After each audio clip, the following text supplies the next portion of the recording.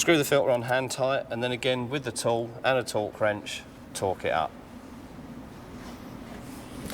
Right, now we've drained the oil, we've put the new filter in. I guess we better put some oil in it, haven't we? Yeah. Sounds like a good plan to me, Stevie boy. Now, obviously the recommended oil for Honda motorcycles is a 1040. Is that the viscosity specification? Yes, it is. It has to be a 1040 oil, and again, the specification and grade will be clearly marked in your owner's handbook, so you can look in there. Now, it actually holds 3.6 litres of oil. So to start with, I'll just pour this 2 litres in.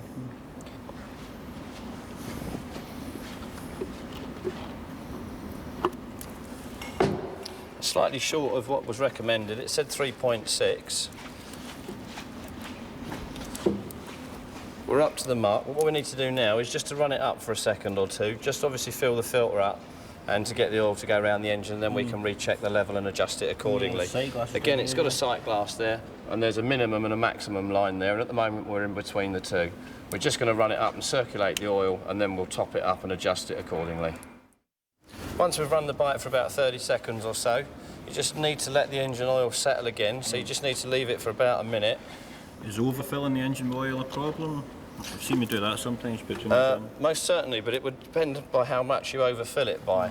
If you're only overfilling it by, you know, a small amount, 10 or 20 cc's, it's not a problem. But if you're going to go, you know, much more than that and overfill it, then you will cause problems. Yeah, the engine needs to be able to breathe, and obviously the engine oil is put in with the capacity adjusted so that the engine can still breathe.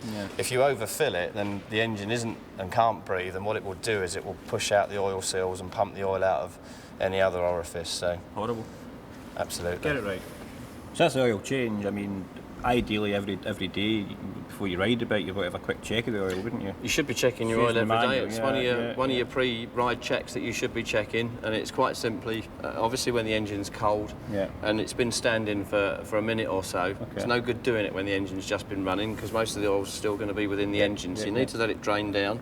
As it is now, get it on a level surface, hold the bike upright. Sometimes it's easier to get a friend to do it, just because you're on the wrong side of the bike and you're checking the oil level. So if you've got a mate, just to hold the bike upright for you, and then just come round and ensure that your oil's up to your normal level on your sight glass. And that should be a regular check every day. If you've got a centre stand, put it in the centre stand. If you've got a centre stand, it's ideal. Stand, maybe, again, if it's up on a paddock stand, you can do it.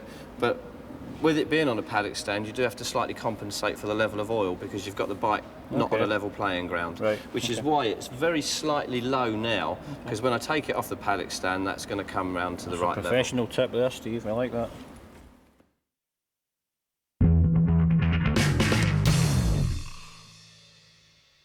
Coolant system, another thing worth checking?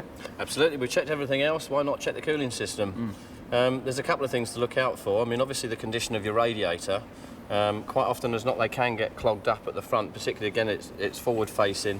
What you're going to be looking for is the veins down the front of the radiator to ensure that they're not damaged in any way, that they're not clogged up, that they're not going to cause any restriction of airflow going through the radiator. Full of small birds and sparrows and all sorts and whatever else you might come across on the road, So just a visual check on your radiator, make sure it's not blocked, make sure it's not damaged. Again, on your hoses, whilst this has got a wire protector on it, you can pull it back and just have a visual check of the hoses. Just make sure that they're not rubbing or chafing on anything, that there's no leaks anywhere. And it's just a general look over, really, just to make sure that you've got no visible signs of any antifreeze. More often than not, if you have got a leak, then you'll notice it by a very white, dry deposit. Will obviously be left somewhere, and like you say, you can smell it. Stinks. Yeah. Because these are a pressurised cooling system, you don't need to get into where the radiator filler neck is, which is under the tank incidentally anyway, so it's a bit of a drama to get to. And so what we've got is we've got a remote reserve tank here, and what it does is it draws water into the radiator as it needs it, and then obviously when it cools down it pumps it back into the tank. Expansion tank, is that what they call it? It is an expansion tank. You've got a, again on here you've got a lower and an upper level, and as long as it's between the two you're fine. If it's below the level then you need to be topping it up with water. There's no problem with you removing the cap for this, because this isn't pressurised.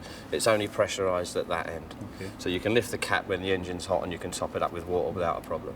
make sure you use a proper coolant for topping up? Or? Yes, again, it's recommended that you use a 50-50 mix of antifreeze and water. And the reason that you do that is because it's got a rust inhibitor within the antifreeze, and it prevents any corrosion from taking place within the engine internals.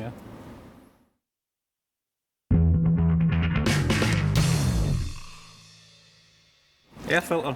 Is there something we can check on there? Something worth having a look at? Certainly on this bike, it's an easy thing to check. I mean, it's not always the case for all models, but certainly on the Hornet, we can have a look. We can just take this out. It's a visual check more than anything, although, again, in the workshop manual, it will tell you that after a certain mileage, a certain time, you should be thinking about changing it anyway. And again, dependent on use. I mean, if it's used in town a lot, then you're going to find that the filter is going to become more clogged quicker than your normal service interval. So if you're using it in extreme conditions, then it causes for more regular checks of your equipment and stuff like that. Quite simply, once you've removed the cover, it's just a matter of removing an element, and it's only a paper element. And as we can see in there, that's fairly clean. There really would be no need to replace that at all. If it was completely black and you know, all the element and the paper was clogged up, and stuff in it, then it's not going to breathe properly, and you're going to start running a rich mixture, and it's going to cause you all sorts of problems. And so a quick visual check, it's taken 2 minutes just to have a look at that, and it's a clean filter. We can put that straight back in. Straight back in.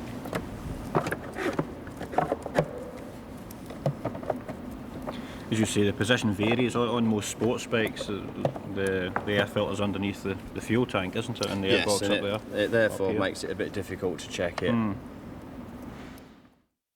A lot of the jobs you've seen Steve do today are dead basic and straightforward.